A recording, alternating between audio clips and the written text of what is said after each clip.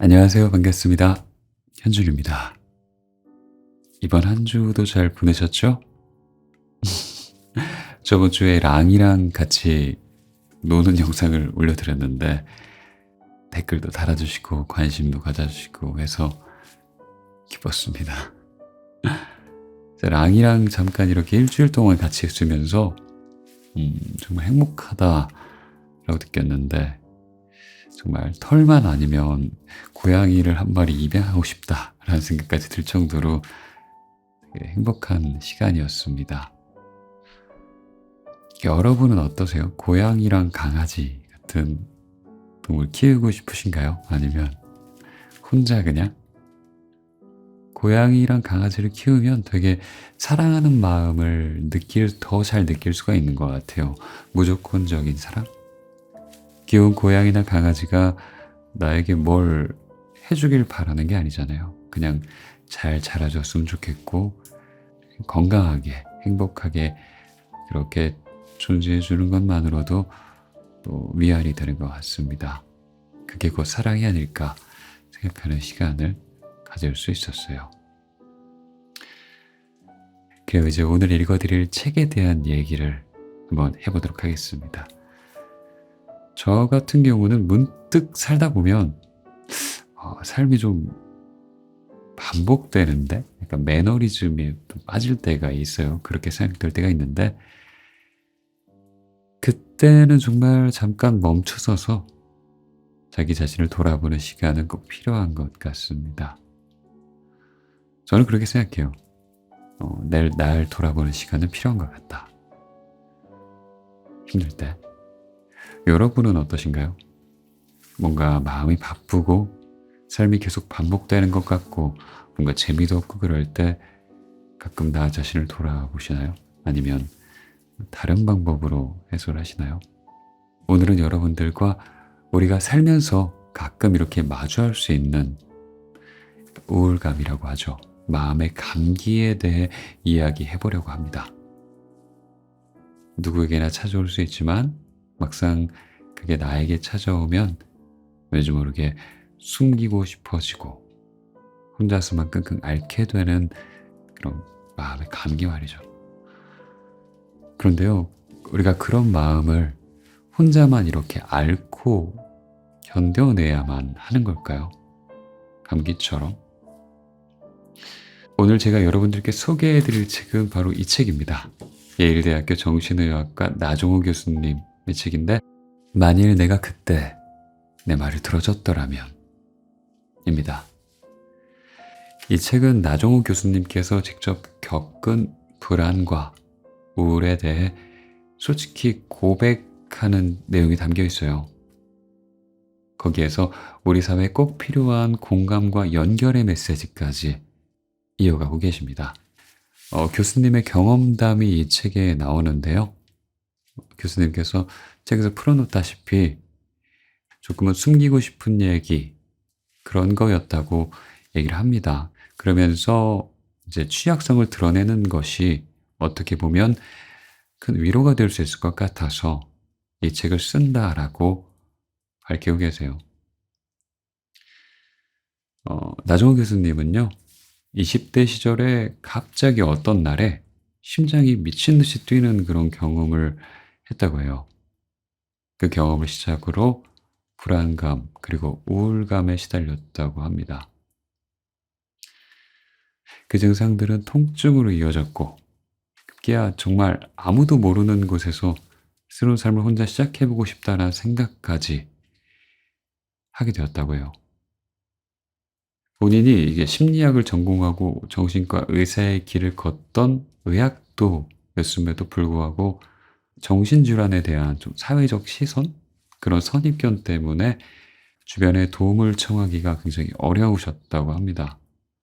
사실 정말 이 대목에서 공감을 느낄 수밖에 없었어요. 우리 사회가 뭔가 이 공동체와 다르면 되게 이상한 사람으로 취급하는 경향이 있기 때문에 악착같이 괜찮은 사람인 척 하려고 하는 경향이 있죠. 아파도 아픈 걸 드러내지 않고 그런 모습들을 말하는 것 같아서 굉장히 공감하면서 읽었습니다. 약간은 다들 비슷하게 사는데 나보다 더 힘들고 어려운 사람도 많은데 내가 의사가 이제 되려는 내가 힘들다고 하면 나를 나약한 사람으로 보지 않을까? 하는 걱정 때문에 친구에게도 입을 다물게 되었다고 합니다. 정신질환은 좀 의지의 문제고 얼마든지 스스로 해결할 수 있다라는 선입견 때문에 혼자 자책하고 극복하지 못하는 나 자신을 자책하고 그러셨다고 해요.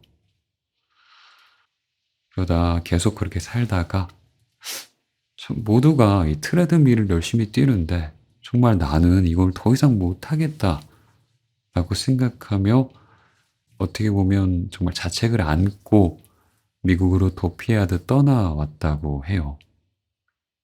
그렇게 미국에서 다양한 배경의 사람들을, 환자들을 만나면서 교수님은 깨달았다고 합니다. 모든 고통은 객관적인 게 아니라 주관적이며 누군가한테 정말 하찮아 보이는 일들도 어떤 사람에게는 엄청 커다란 일일 수 있다라는 사실을요. 이게 아파? 라고 말할 수 있는 사람도 있겠지만 정말 그것 때문에 일상생활이 안 되는 사람도 분명히 있다라는 걸요.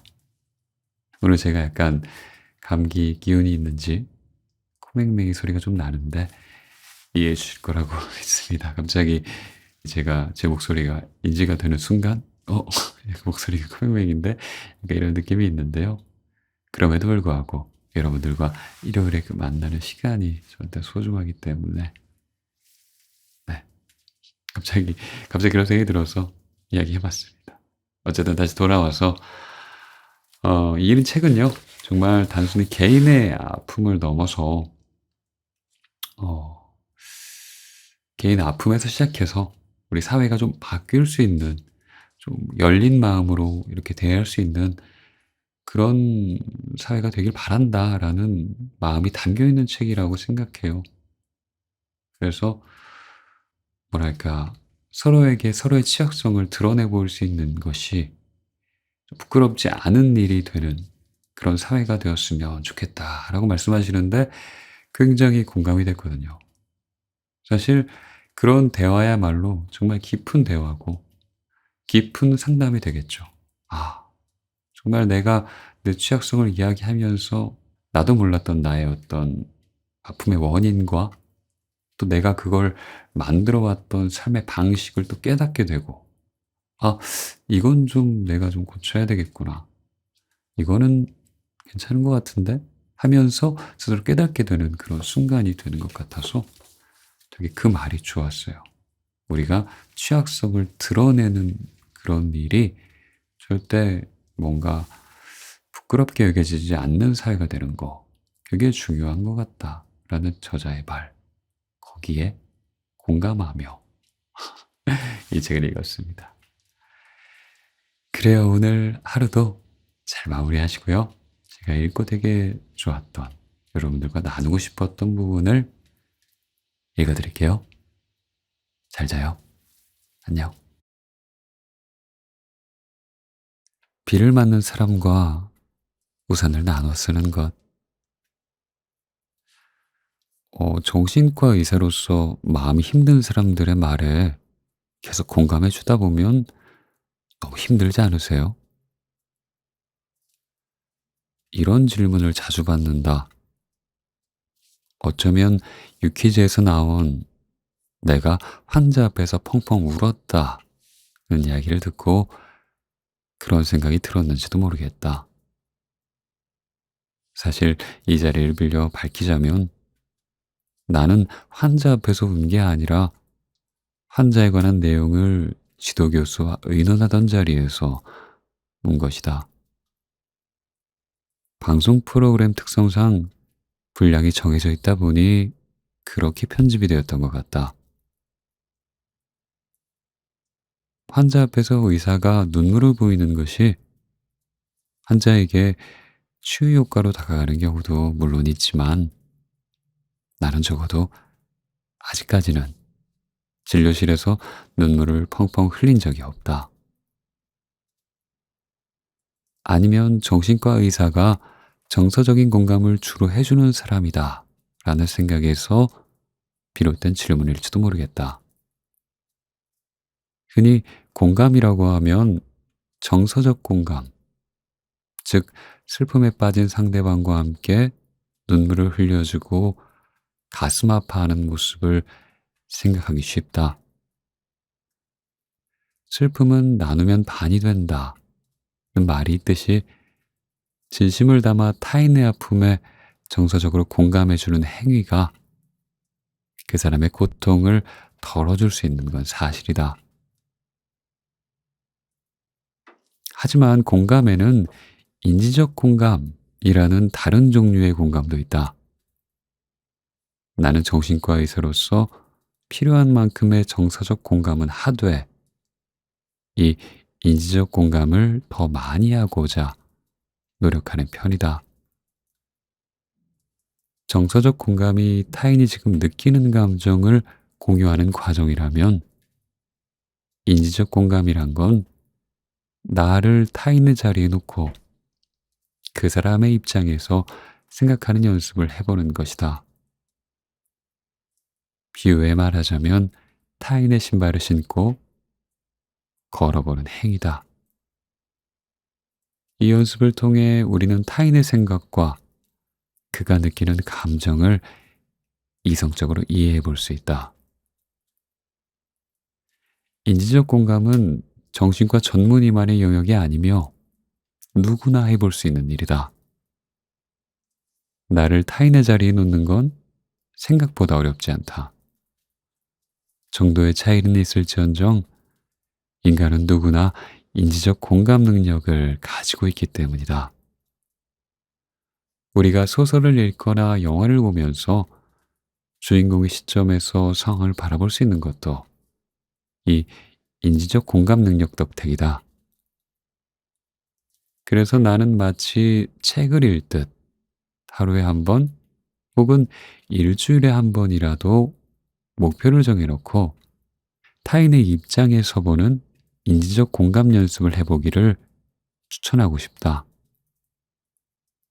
빠르게 변하기 어려운 이 거대한 사회에서 공감 연습이야말로 개인이 할 수 있는 작지만 강한 변화의 시도이므로 말이다. 초고속 트레드밀 사회가 한순간에 바뀌긴 어려울 것이다. 그렇다고 해서 우리는 너도 나도 다 힘들게 살고 있으니 사회가 바뀔 때까지 어쩔 수 없이 이렇게 살아야 한다 라고 생각하며 마냥 기다리기만 한다면 그건 너무 힘들지 않을까? 개인 차원에서 공감을 하는 연습은 세상을 그리고 우리를 조금씩 바꿔나가는데 분명 도움이 될 수 있다. 흔히들 공감 능력은 타고난 기질이다, 특질이다 생각하기 쉽지만 공감 능력은 또한 우리 몸의 근육처럼 연습과 훈련을 통해 충분히 발달시킬 수 있다.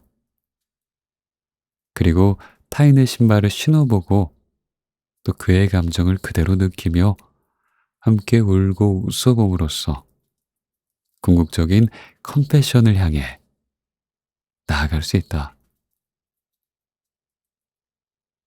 상대방의 심정에 대해 잘 이해할수록 그 사람을 도와주고 싶은 마음이 생기는 건 자연스러운 이치다.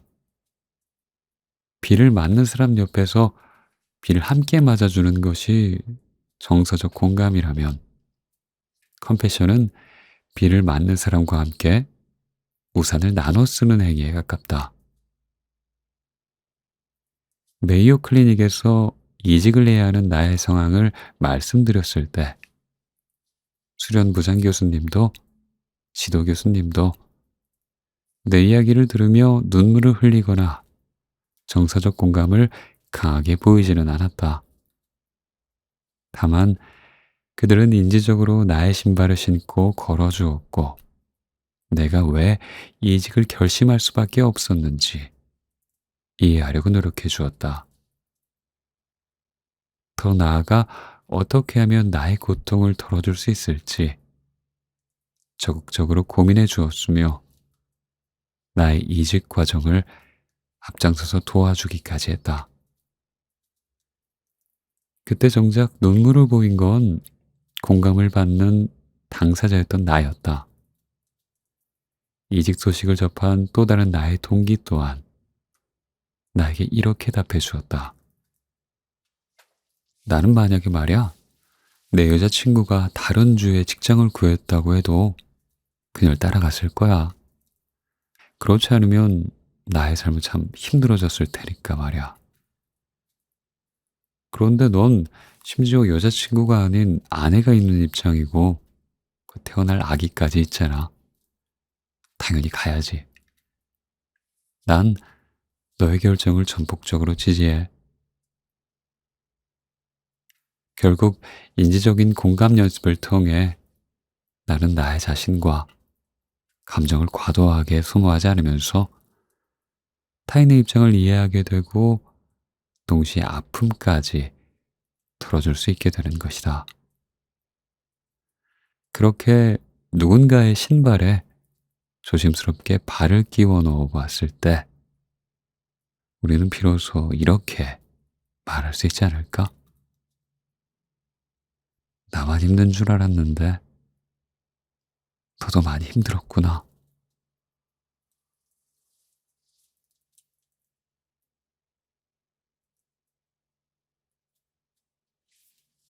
연결됨으로써 더 강해질 수 있다.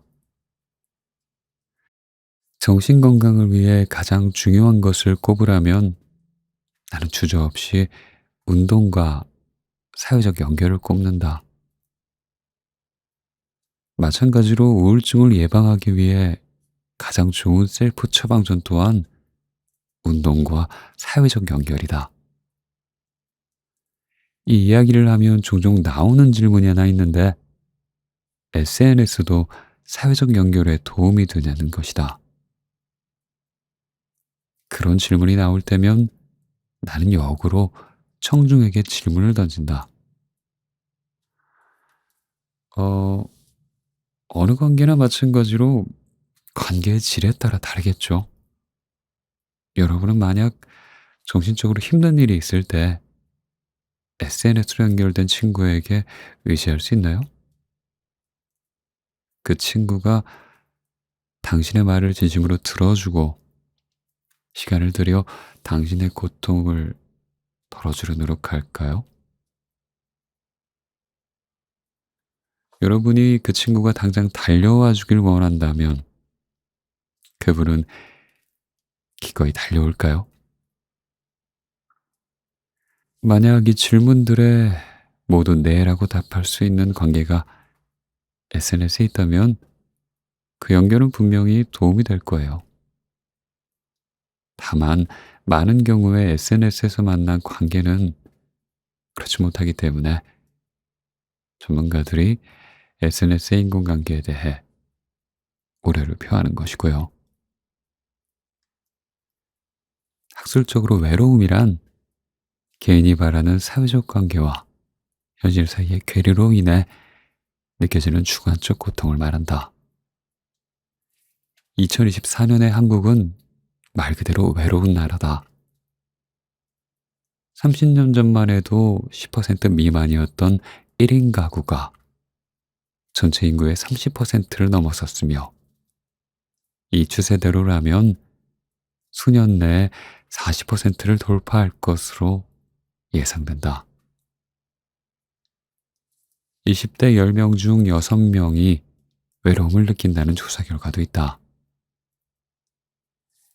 24년 초 19살부터 34살 성인 중 최근 사적으로 사람을 만난 적이 없다고 답한 비율은 16.4%에 이르렀으며 13.2%는 정서적으로 의지할 만한 사람이 없다고 답했다는 한 연구 결과를 보고 나는 새삼스럽지만 놀라움을 삼켜야 했다.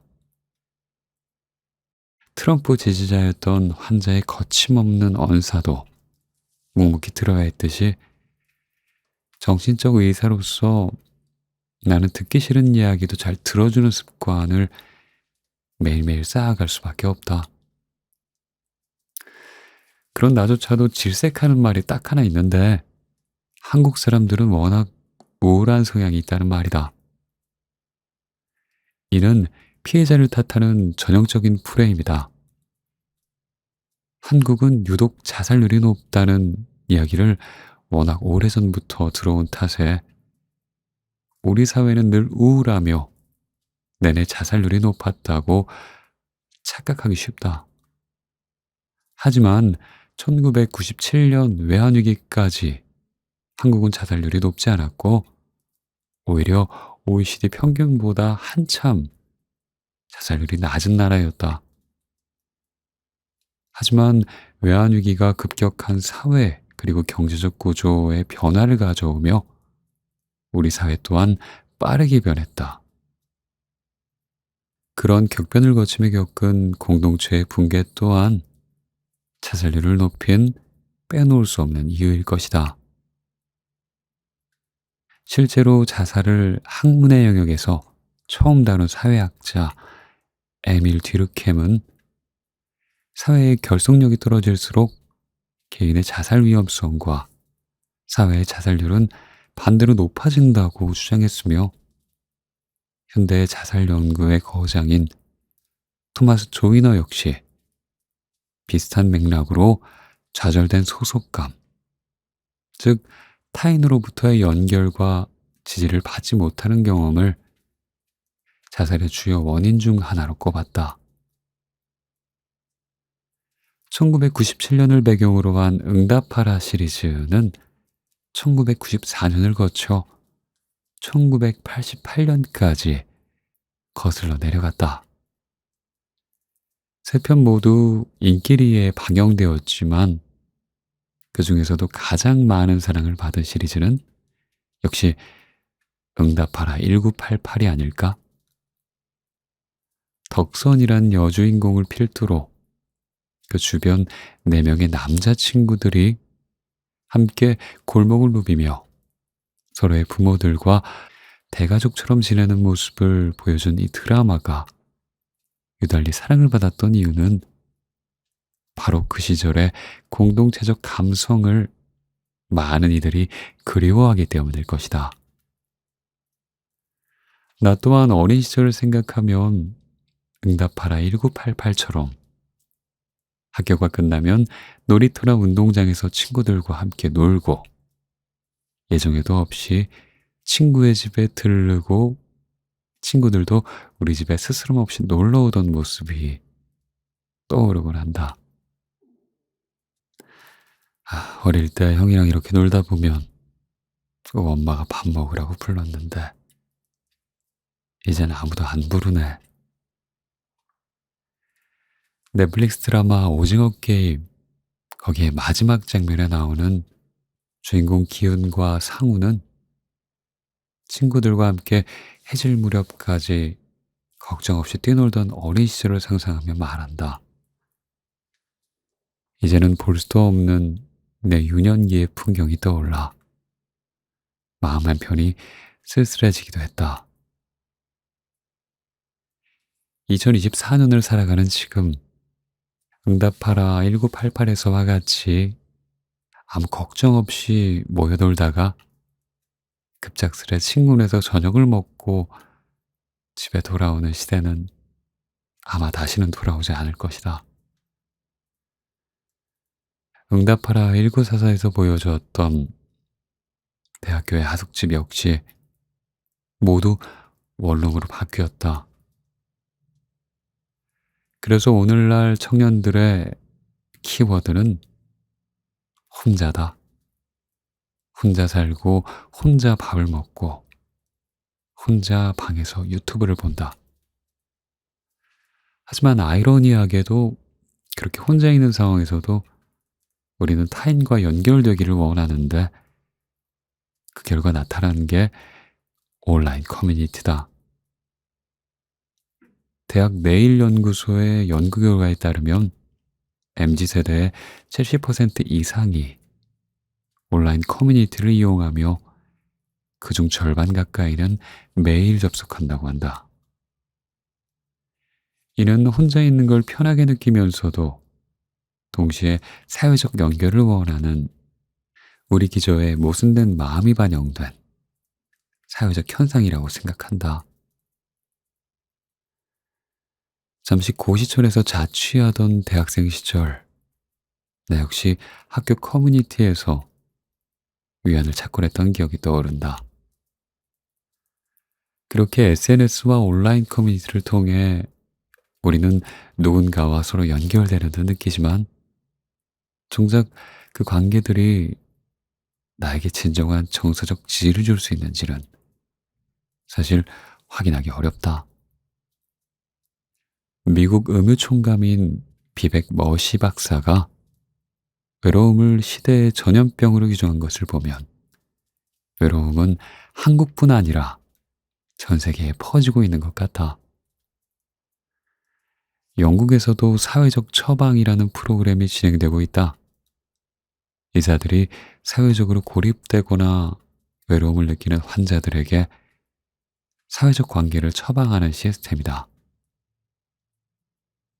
사회적 처방을 받은 환자들은 특별히 훈련된 자원봉사자들을 소개받고 그들에게 정서적 지지를 얻는다.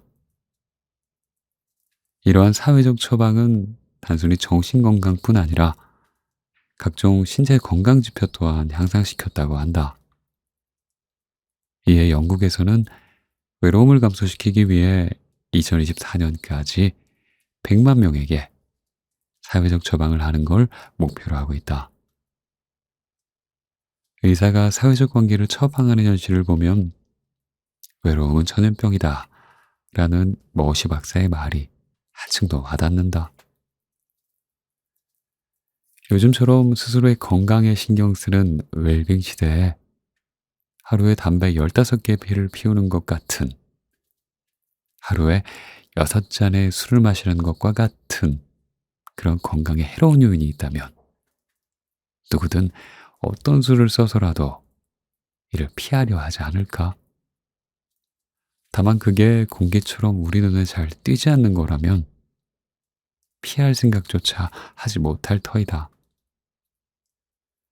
담배 15개 술 6잔보다 우리 건강에 해로우면서 잘 보이지 않아 놓치기 쉬운 게 바로 외로움이다.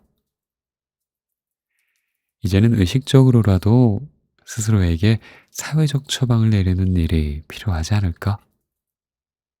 오랜만에 가족과 통화를 한다거나 오래된 친구에게 안부 문자를 보내본다던가 정서적으로 힘들 때 의지할 만한 한 사람을 찾을 수 있다면 우리의 삶도 조금은 덜 위태로울 수 있을 것이다. 그리고 무엇보다 정서적으로 의지할 곳이 단 한 사람도 없는 누군가가 있다면 우리 사회가 어떻게 이들을 도울 수 있을지에 대해 함께 고민했으면 좋겠다. 우리가 잃어버린 공동체를 다시 세울 수 있을 때 우리 사회의 정신건강도 비로소 회복될 수 있을 것이다.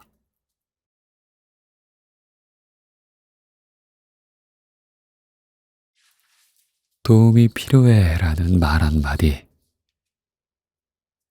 내 인생에서 가장 큰 변곡점은 아마 딸이 태어난 날일 것이다. 아이가 태어난 후로 내 인생은 완전히 새로운 전기를 맞았다. 나는 꼭 타인과 비슷한 경험을 가지고 있어야만 그 사람을 이해할 수 있다고 생각하지 않는다. 하지만 부모로서의 삶은 부모가 되기 이전의 것과 너무나 달라서 아이가 태어나기 전에는 상상할 수조차 없었던 감정을 겪고 수많은 것들을 배우게 되었다. 그리고 아이가 한 해 한 해 커갈수록 나는 아이와의 경험을 통해 더 나은 사람이 될 수 있음에 감사하고 있다. 아이가 5살이던 해 어느 날이었다. 여느 때와 다름없이 유치원에 다녀온 아이를 씻겨주던 중 아이가 갑자기 질문을 던졌다. 아빠, 아빠가 만난 환자 중에 누가 가장 용기 있었어? 아줌마였어? 아저씨였어? 용기? 왜? 용기가 있어야 환자가 되지. 모르는 사람한테 도와달라고 이야기해야 하잖아. 그 말을 하는 표정과 마음이 너무 사랑스러워서 꼭 안아줄 수밖에 없었다. 아마도 그로부터 몇 달 전 내가 세바시에서 나의 약한 모습을 보여주는 용기가 필요하다는 주제의 강연을 할 때 방청석의 엄마 옆에서 유심히 앉아 내 얘기를 듣더니 그 내용이 불현듯 떠올랐나 보다. 아이를 처음 미국의 어린이집에 보내기 시작했을 때 집에서는 한국어만 썼던 터라 영어에 익숙하지 않은 아이를 혼자 떨어뜨려 놓는다는 것이 못내 안쓰러웠다. 게다가 우리 집 근처에 있던 어린이집들은 대부분 정원이 꽉 찬 바람에 어쩔 수 없이 한 살 많은 아이들 반에 보낼 수밖에 없었다. 같은 반 아이들보다 머리 하나만큼 작은 딸아이를 보면서 한없이 미안했던 것이 기억이 난다. 그렇게 어린이집을 다니기 시작한 지 얼마 되지 않아 아이가 새롭게 하기 시작한 말이 하나 있다. 아빠, 도움이 필요해. 라는 말이다.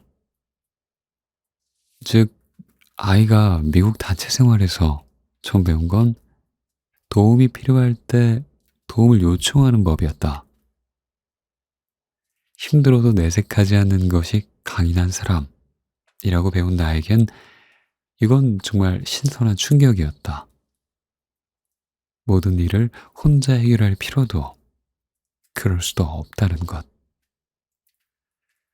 도움을 청하는 것이 약함이 아닌 용기란 증거를 배운 아이는 시간이 지나 청소년 그리고 어른이 되어서도 힘들 때 자신의 마음을 더 쉽게 표현할 수 있지 않을까? 그래서 난 아이가 아빠 도움이 필요해 라고 말할 때마다 단순한 이 이치를 미리 가르쳐준 어린이집에 진심으로 감사한 마음이었다. 나는 내 아이가 힘들 때 혼자서 고민하기보다는 부모에게든 친구에게든 스스럼 없이 마음속 이야기를 털어놓고 혼자 견디기 힘든 상황이라면 얼마든지 도움을 요청할 수 있는 어른으로 자라길 바란다. 그래서 아이가 어릴 때부터 도움이 필요해 라고 말할 때면 혼자 힘으로 뭔가를 해냈을 때만큼이나 칭찬하며 밝은 미소를 돌려주곤 했다. 실제로 영어에서 용기를 뜻하는 courage란 단어는 심장이란 뜻을 가진 라틴어 core에서 유래했다고 한다. 또한 용기란 단어가 쓰이기 시작한 초창기에는 이 말이 심장 속, 즉 마음속의 이야기를 하는 것이란 뜻으로 쓰였다는 해석도 있다. 사랑 고백에도 용기가 필요하듯이 자신의 마음속 이야기, 특히 힘든 감정에 대한 얘기를 하는 데는 큰 용기가 필요하다. 마이클 페퍼스나 드웨인 존슨 같은 강인한 사람들이 앞장서서 자신의 정신질환과 우울증에 대해 고백한 것 또한 결코 우연이 아니다. 그들은 신체 운동 능력만큼이나 강한 내면을 가진 사람들이기에 용기를 낼 수 있었으리라 생각한다. 어쩌면 이 새로운 시대의 강인한 사람은 스스로의 취약성을 드러낼 수 있는 사람이 아닐까?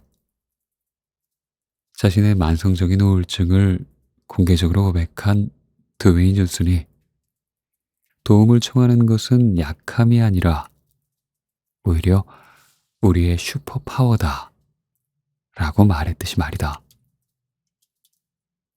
정신과 의사로서 아이에게 또 하나 어릴 때부터 일찌감치 꼭 가르치고 싶었던 일이 있다. 자신의 힘든 감정에 대해 부모에게 얘기할 수 있어야 한다는 점이다. 이런 다짐을 하게 된 데는 진료실, 응급실, 입원 병동에서 만난 수호 환자들의 영향이 컸다. 생각보다 너무나 많은 청소년들이 자신의 마음을 표현하지 못했다. 가장 가까운 곳에서 그들을 지지해주는 부모에게조차도 말이다. 결국 골물대로 골문 염증은 터지기 마련이었고 충분히 외래에서 치료받고 나아질 수 있었을 그런 아이들이 정신적 응급 상황이 될 때까지 도움을 받지 못해 결국 응급실이나 입원병동에 오는 모습을 아주 자주 목격하곤 했다. 하지만 반대로 생각해 보면 우울증과 같은 정신질환이 발생했을 때 그때 이르러서야 힘든 마음에 대해 얘기하는 건 결코 쉬운 일이 아니다. 정신질환이 아닌 가벼운 우울감에 대해서도 쉽게 말하지 못했는데 하물며 더 무거운 아픔을 어떻게 쉽게 꺼낼 수 있을까? 가족끼리 정신건강에 대한 이야기를 터놓고 이야기하기 위해선 가장 먼저 전제되어야 할 점이 하나 있다. 부모부터 취약해져야 한다는 것이다. 아이에게 완벽하지 않아도 괜찮다는 걸 보여주려면 부모도 완벽하지 않다는 당연한 사실을 인정하고 아이에게 신호를 보내야 한다. 그런데 많은 부모들이 무의식적으로 자녀들에겐 자신의 완벽한 모습만을 보여주려고 한다. 물론 부모가 자녀 앞에서 어떠한 절제 없이 모든 감정을 날 것으로 드러내는 일 또한 바람직하지 않고 자녀가 어릴 때에는 안정감과 보호받는다는 느낌을 주어야 마땅하다. 하지만 적어도 아이가 어느 정도 성장해 우울증이 발병할 수 있는 나이, 가령 중학생이나 고등학생이 되었을 때쯤 부모 또한 결국 한 사람에 불과하기에 괜찮지 않을 때가 있고 완벽할 수 없다라는 메시지 정도는 전할 필요가 있지 않을까? 나는 그것이 가족 간의 정신건강에 대해 허물없이 대화하기 위한 전제 조건이라고 생각한다. 세상에 자녀가 심적으로, 정신적으로 힘든 상황일 때 이를 돕고 싶지 않은 부모는 단언컨대 없을 것이다. 하지만 그 마음이 아무리 강렬한들 아이가 부모에게 자신의 상태를 솔직하게 고백하지도 도와달라고 말하지도 않으면 부모는 영원히 아이에게 힘이 되어줄 수 없다.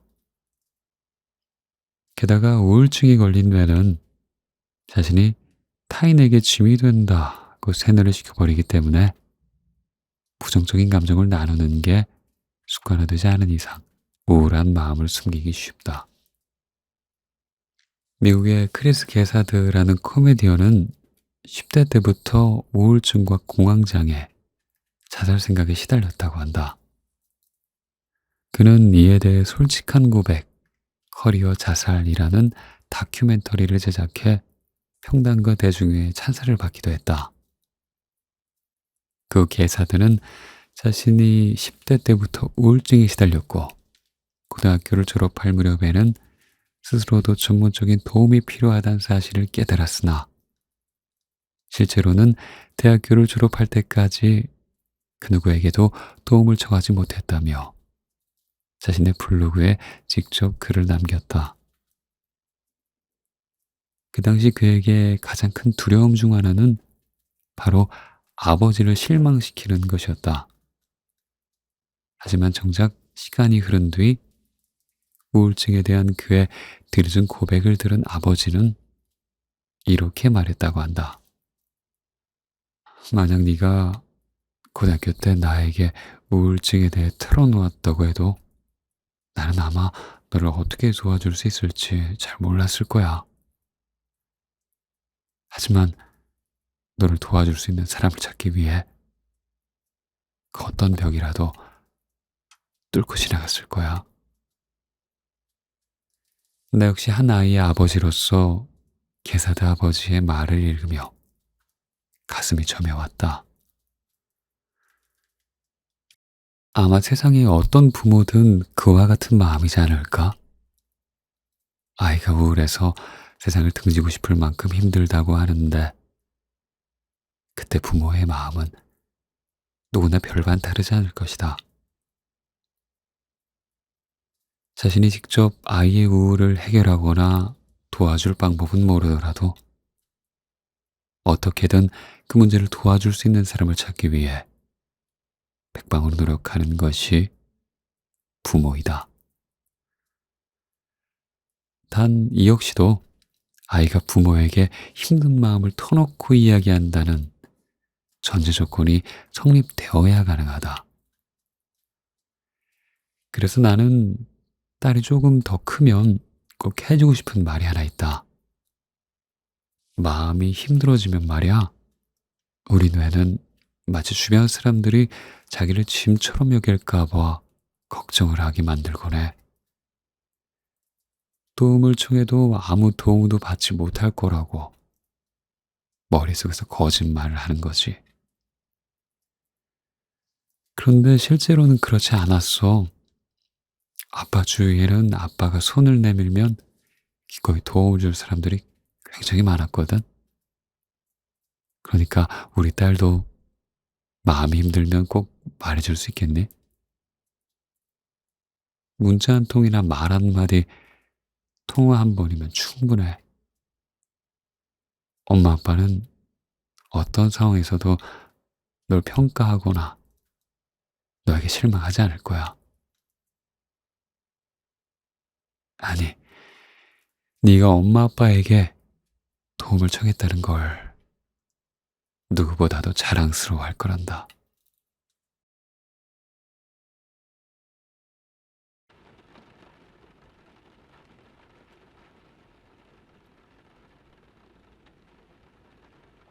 비를 맞는 사람과 우산을 나눠 쓰는 것. 정신과 의사로서 마음이 힘든 사람들의 말에 계속 공감해 주다 보면 너무 힘들지 않으세요? 이런 질문을 자주 받는다. 어쩌면 유퀴즈에서 나온 내가 환자 앞에서 펑펑 울었다는 이야기를 듣고 그런 생각이 들었는지도 모르겠다. 사실 이 자리를 빌려 밝히자면 나는 환자 앞에서 운 게 아니라 환자에 관한 내용을 지도교수와 의논하던 자리에서 운 것이다. 방송 프로그램 특성상 분량이 정해져 있다 보니 그렇게 편집이 되었던 것 같다. 환자 앞에서 의사가 눈물을 보이는 것이 환자에게 치유 효과로 다가가는 경우도 물론 있지만 나는 적어도 아직까지는 진료실에서 눈물을 펑펑 흘린 적이 없다. 아니면 정신과 의사가 정서적인 공감을 주로 해주는 사람이다 라는 생각에서 비롯된 질문일지도 모르겠다. 흔히 공감이라고 하면 정서적 공감, 즉 슬픔에 빠진 상대방과 함께 눈물을 흘려주고 가슴 아파하는 모습을 생각하기 쉽다. 슬픔은 나누면 반이 된다는 말이 있듯이 진심을 담아 타인의 아픔에 정서적으로 공감해주는 행위가 그 사람의 고통을 덜어줄 수 있는 건 사실이다.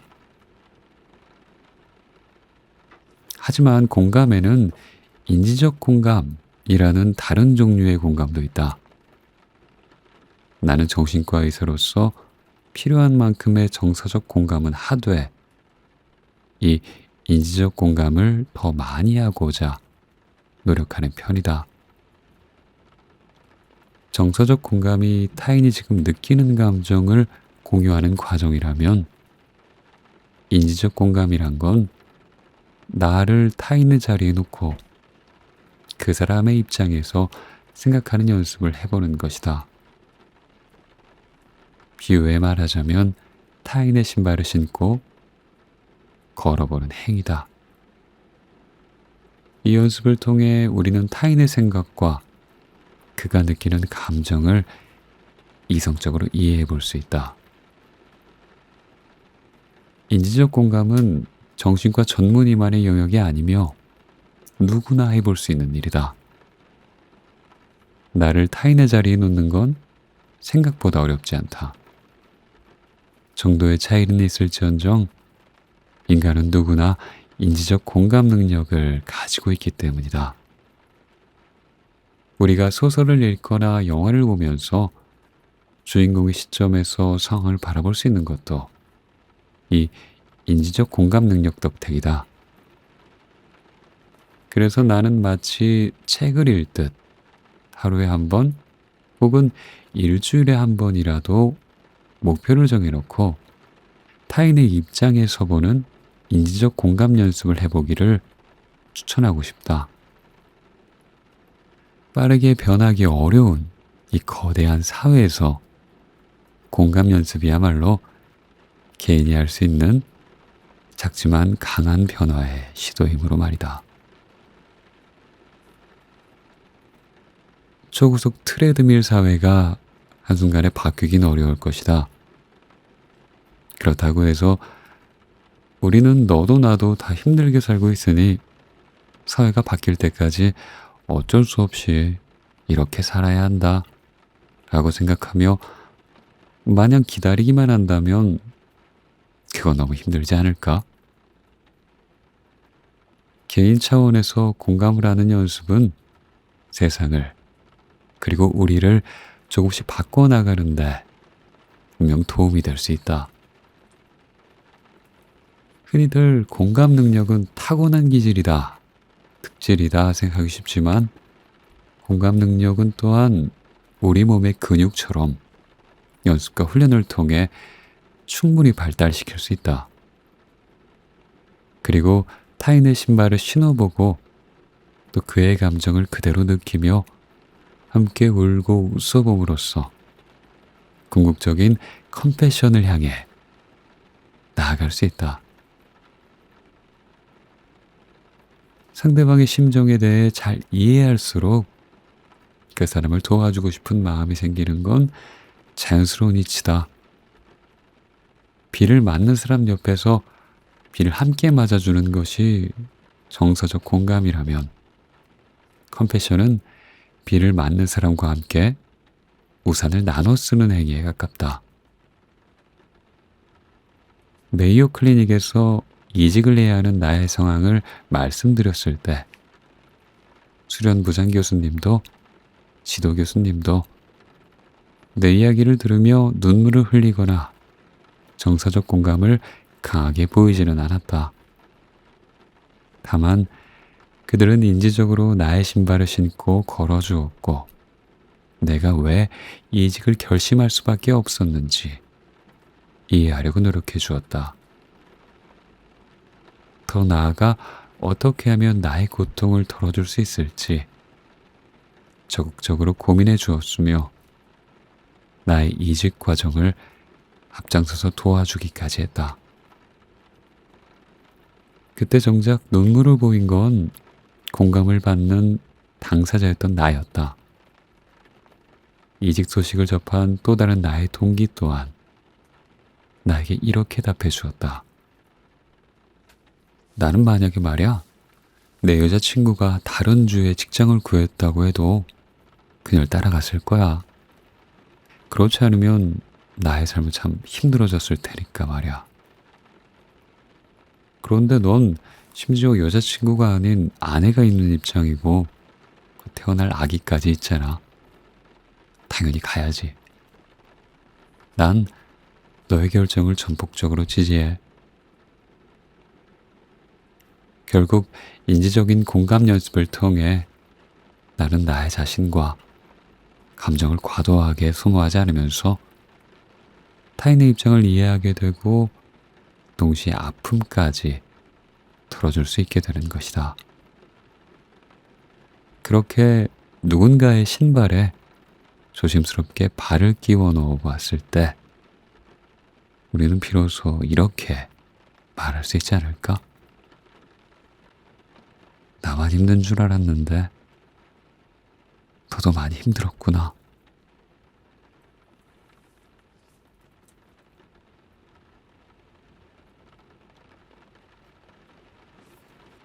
연결됨으로써 더 강해질 수 있다. 정신 건강을 위해 가장 중요한 것을 꼽으라면 나는 주저없이 운동과 사회적 연결을 꼽는다. 마찬가지로 우울증을 예방하기 위해 가장 좋은 셀프 처방전 또한 운동과 사회적 연결이다. 이 이야기를 하면 종종 나오는 질문이 하나 있는데 SNS도 사회적 연결에 도움이 되냐는 것이다. 그런 질문이 나올 때면 나는 역으로 청중에게 질문을 던진다. 어느 관계나 마찬가지로 관계의 질에 따라 다르겠죠. 여러분은 만약 정신적으로 힘든 일이 있을 때 SNS로 연결된 친구에게 의지할 수 있나요? 그 친구가 당신의 말을 진심으로 들어주고 시간을 들여 당신의 고통을 덜어주려 노력할까요? 여러분이 그 친구가 당장 달려와 주길 원한다면 그분은 기꺼이 달려올까요? 만약 이 질문들에 모두 네라고 답할 수 있는 관계가 SNS에 있다면 그 연결은 분명히 도움이 될 거예요. 다만 많은 경우에 SNS에서 만난 관계는 그렇지 못하기 때문에 전문가들이 SNS의 인공관계에 대해 우려를 표하는 것이고요. 학술적으로 외로움이란 개인이 바라는 사회적 관계와 현실 사이의 괴리로 인해 느껴지는 주관적 고통을 말한다. 2024년의 한국은 말 그대로 외로운 나라다. 30년 전만 해도 10% 미만이었던 1인 가구가 전체 인구의 30%를 넘어섰으며 이 추세대로라면 수년 내에 40%를 돌파할 것으로 예상된다. 20대 10명 중 6명이 외로움을 느낀다는 조사 결과도 있다. 24년 초 19살부터 34살 성인 중 최근 사적으로 사람을 만난 적이 없다고 답한 비율은 16.4%에 이르렀으며 13.2%는 정서적으로 의지할 만한 사람이 없다고 답했다는 한 연구 결과를 보고 나는 새삼스럽지만 놀라움을 삼켜야 했다. 트럼프 지지자였던 환자의 거침없는 언사도 묵묵히 들어야 했듯이 정신적 의사로서 나는 듣기 싫은 이야기도 잘 들어주는 습관을 매일매일 쌓아갈 수밖에 없다. 그런 나조차도 질색하는 말이 딱 하나 있는데 한국 사람들은 워낙 우울한 성향이 있다는 말이다. 이는 피해자를 탓하는 전형적인 프레임이다. 한국은 유독 자살률이 높다는 이야기를 워낙 오래전부터 들어온 탓에 우리 사회는 늘 우울하며 내내 자살률이 높았다고 착각하기 쉽다. 하지만 1997년 외환위기까지 한국은 자살률이 높지 않았고 오히려 OECD 평균보다 한참 자살률이 낮은 나라였다. 하지만 외환위기가 급격한 사회 그리고 경제적 구조의 변화를 가져오며 우리 사회 또한 빠르게 변했다. 그런 격변을 거치며 겪은 공동체의 붕괴 또한 자살률을 높인 빼놓을 수 없는 이유일 것이다. 실제로 자살을 학문의 영역에서 처음 다룬 사회학자 에밀 뒤르켐은 사회의 결속력이 떨어질수록 개인의 자살 위험성과 사회의 자살률은 반대로 높아진다고 주장했으며 현대 자살 연구의 거장인 토마스 조이너 역시 비슷한 맥락으로 좌절된 소속감, 즉 타인으로부터의 연결과 지지를 받지 못하는 경험을 자살의 주요 원인 중 하나로 꼽았다. 1997년을 배경으로 한 응답하라 시리즈는 1994년을 거쳐 1988년까지 거슬러 내려갔다. 세 편 모두 인기리에 방영되었지만 그 중에서도 가장 많은 사랑을 받은 시리즈는 역시 응답하라 1988이 아닐까? 덕선이란 여주인공을 필두로 그 주변 4명의 남자친구들이 함께 골목을 누비며 서로의 부모들과 대가족처럼 지내는 모습을 보여준 이 드라마가 유달리 사랑을 받았던 이유는 바로 그 시절의 공동체적 감성을 많은 이들이 그리워하기 때문일 것이다. 나 또한 어린 시절을 생각하면 응답하라 1988처럼 학교가 끝나면 놀이터나 운동장에서 친구들과 함께 놀고 예정에도 없이 친구의 집에 들르고 친구들도 우리 집에 스스럼 없이 놀러 오던 모습이 떠오르곤 한다. 어릴 때 형이랑 이렇게 놀다 보면 꼭 엄마가 밥 먹으라고 불렀는데 이제는 아무도 안 부르네. 넷플릭스 드라마 오징어 게임, 거기에 마지막 장면에 나오는 주인공 기훈과 상우는 친구들과 함께 해질 무렵까지 걱정 없이 뛰놀던 어린 시절을 상상하며 말한다. 이제는 볼 수도 없는 내 유년기의 풍경이 떠올라 마음 한편이 쓸쓸해지기도 했다. 2024년을 살아가는 지금 응답하라 1988에서와 같이 아무 걱정 없이 모여놀다가 급작스레 친구네서 저녁을 먹고 집에 돌아오는 시대는 아마 다시는 돌아오지 않을 것이다. 응답하라 1944에서 보여주었던 대학교의 하숙집 역시 모두 원룸으로 바뀌었다. 그래서 오늘날 청년들의 키워드는 혼자다. 혼자 살고 혼자 밥을 먹고 혼자 방에서 유튜브를 본다. 하지만 아이러니하게도 그렇게 혼자 있는 상황에서도 우리는 타인과 연결되기를 원하는데 그 결과 나타난 게 온라인 커뮤니티다. 대학 내일연구소의 연구 결과에 따르면 MZ세대의 70% 이상이 온라인 커뮤니티를 이용하며 그중 절반 가까이는 매일 접속한다고 한다. 이는 혼자 있는 걸 편하게 느끼면서도 동시에 사회적 연결을 원하는 우리 기저의 모순된 마음이 반영된 사회적 현상이라고 생각한다. 잠시 고시촌에서 자취하던 대학생 시절, 나 역시 학교 커뮤니티에서 위안을 찾곤 했던 기억이 떠오른다. 그렇게 SNS와 온라인 커뮤니티를 통해 우리는 누군가와 서로 연결되는 듯 느끼지만 정작 그 관계들이 나에게 진정한 정서적 지지를 줄 수 있는지는 사실 확인하기 어렵다. 미국 의무총감인 비백 머시 박사가 외로움을 시대의 전염병으로 규정한 것을 보면 외로움은 한국뿐 아니라 전 세계에 퍼지고 있는 것 같아. 영국에서도 사회적 처방이라는 프로그램이 진행되고 있다.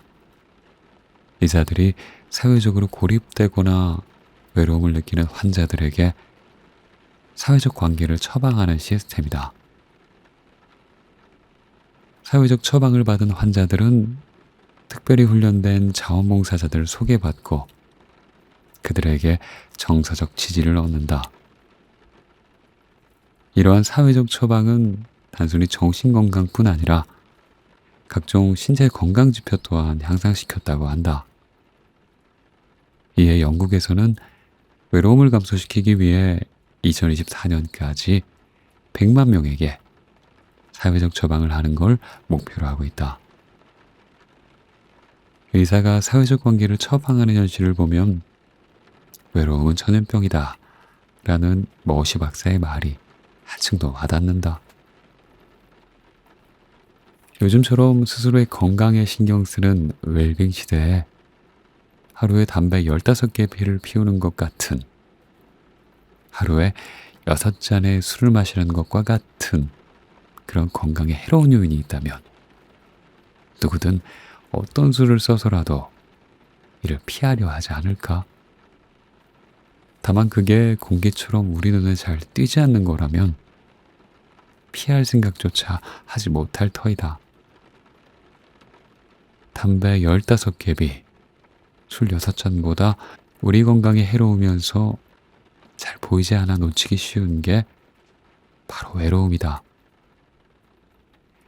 이제는 의식적으로라도 스스로에게 사회적 처방을 내리는 일이 필요하지 않을까? 오랜만에 가족과 통화를 한다거나 오래된 친구에게 안부 문자를 보내본다던가, 정서적으로 힘들 때 의지할 만한 한 사람을 찾을 수 있다면 우리의 삶도 조금은 덜 위태로울 수 있을 것이다. 그리고 무엇보다 정서적으로 의지할 곳이 단 한 사람도 없는 누군가가 있다면 우리 사회가 어떻게 이들을 도울 수 있을지에 대해 함께 고민했으면 좋겠다. 우리가 잃어버린 공동체를 다시 세울 수 있을 때 우리 사회의 정신건강도 비로소 회복될 수 있을 것이다.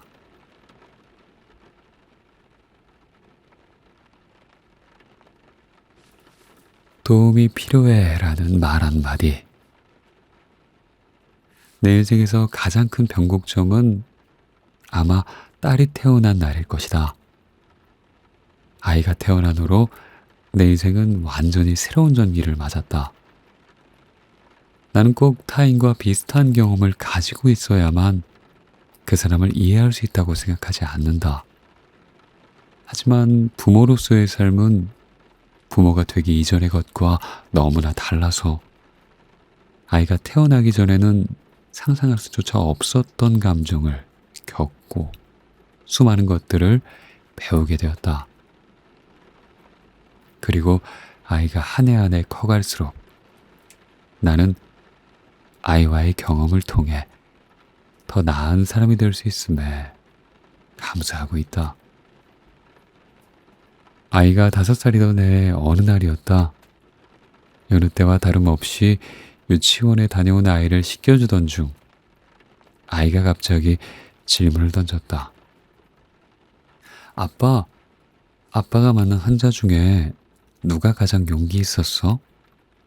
아줌마였어? 아저씨였어? 용기? 왜? 용기가 있어야 환자가 되지. 모르는 사람한테 도와달라고 이야기해야 하잖아. 그 말을 하는 표정과 마음이 너무 사랑스러워서 꼭 안아줄 수밖에 없었다. 아마도 그로부터 몇 달 전 내가 세바시에서 나의 약한 모습을 보여주는 용기가 필요하다는 주제의 강연을 할 때 방청석의 엄마 옆에서 유심히 앉아 내 얘기를 듣더니 그 내용이 불현듯 떠올랐나 보다. 아이를 처음 미국의 어린이집에 보내기 시작했을 때 집에서는 한국어만 썼던 터라 영어에 익숙하지 않은 아이를 혼자 떨어뜨려 놓는다는 것이 못내 안쓰러웠다. 게다가 우리 집 근처에 있던 어린이집들은 대부분 정원이 꽉 찬 바람에 어쩔 수 없이 1살 많은 아이들 반에 보낼 수밖에 없었다. 같은 반 아이들보다 머리 하나만큼 작은 딸아이를 보면서 한없이 미안했던 것이 기억이 난다. 그렇게 어린이집을 다니기 시작한 지 얼마 되지 않아 아이가 새롭게 하기 시작한 말이 하나 있다. 아빠, 도움이 필요해. 라는 말이다. 즉, 아이가 미국 단체 생활에서 처음 배운 건 도움이 필요할 때 도움을 요청하는 법이었다. 힘들어도 내색하지 않는 것이 강인한 사람이라고 배운 나에겐 이건 정말 신선한 충격이었다. 모든 일을 혼자 해결할 필요도 그럴 수도 없다는 것. 도움을 청하는 것이 약함이 아닌 용기란 증거를 배운 아이는 시간이 지나 청소년 그리고 어른이 되어서도 힘들 때 자신의 마음을 더 쉽게 표현할 수 있지 않을까?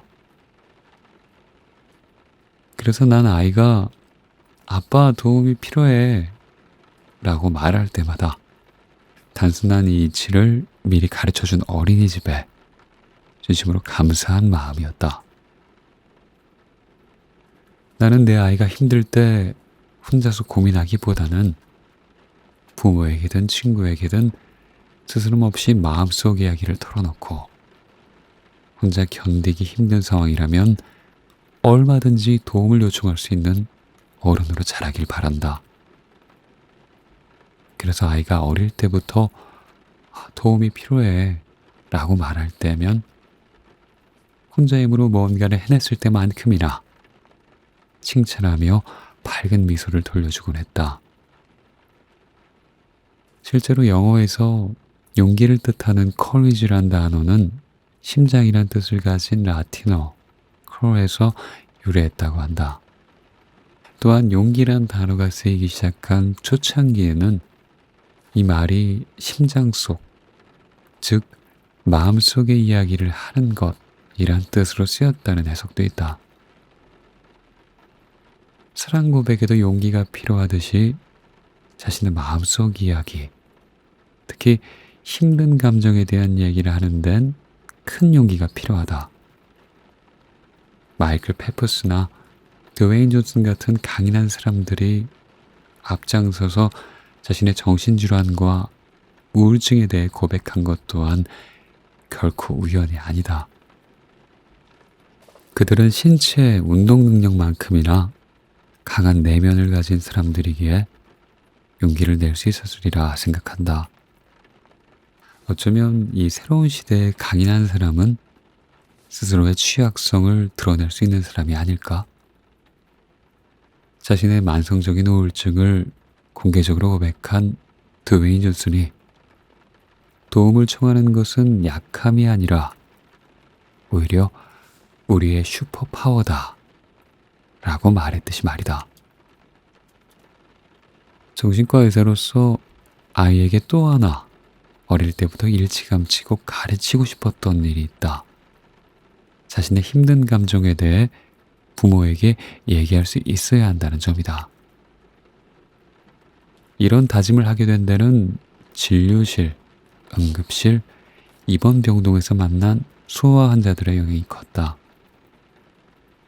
생각보다 너무나 많은 청소년들이 자신의 마음을 표현하지 못했다. 가장 가까운 곳에서 그들을 지지해주는 부모에게조차도 말이다. 결국 골물대로 골문 염증은 터지기 마련이었고 충분히 외래에서 치료받고 나아질 수 있었을 그런 아이들이 정신적 응급 상황이 될 때까지 도움을 받지 못해 결국 응급실이나 입원병동에 오는 모습을 아주 자주 목격하곤 했다. 하지만 반대로 생각해보면 우울증과 같은 정신질환이 발생했을 때 그때 이르러서야 힘든 마음에 대해 얘기하는 건 결코 쉬운 일이 아니다. 정신질환이 아닌 가벼운 우울감에 대해서도 쉽게 말하지 못했는데 하물며 더 무거운 아픔을 어떻게 쉽게 꺼낼 수 있을까?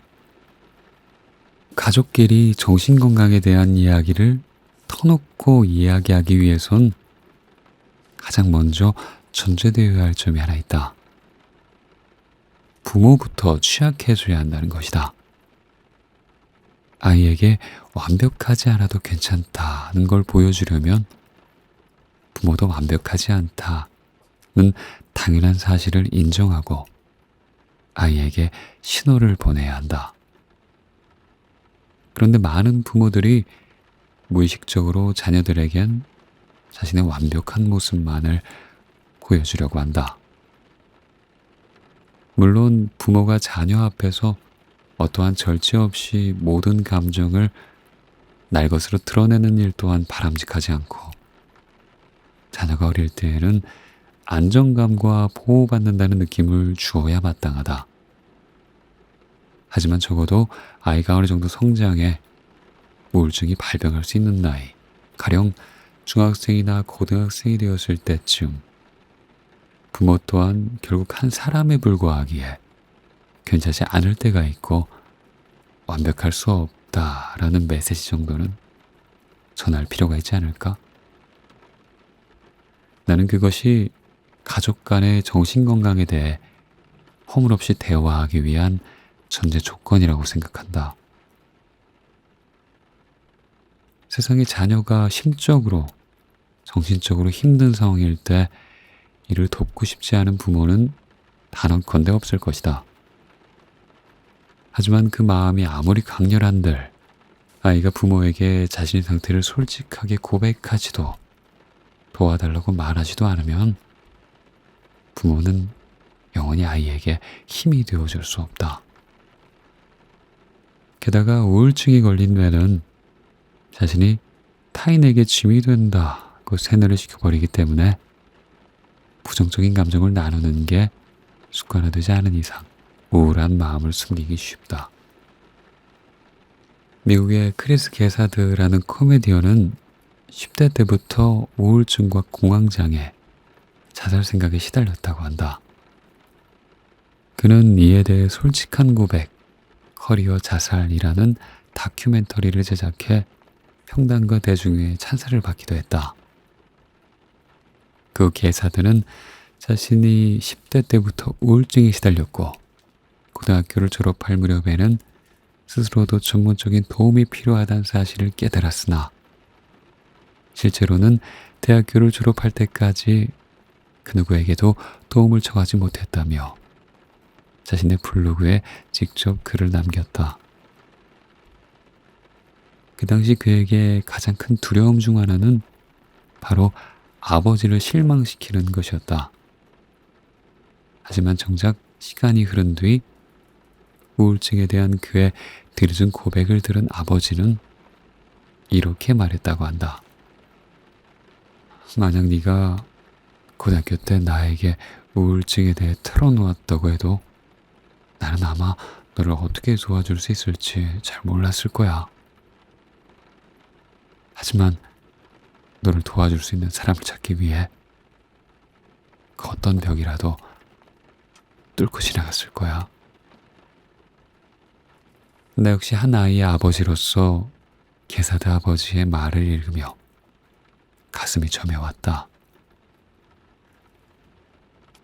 아마 세상에 어떤 부모든 그와 같은 마음이지 않을까? 아이가 우울해서 세상을 등지고 싶을 만큼 힘들다고 하는데 그때 부모의 마음은 누구나 별반 다르지 않을 것이다.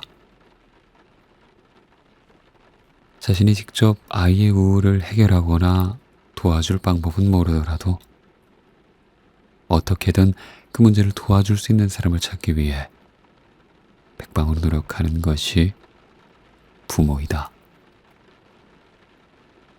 단 이 역시도 아이가 부모에게 힘든 마음을 터놓고 이야기한다는 전제 조건이 성립되어야 가능하다.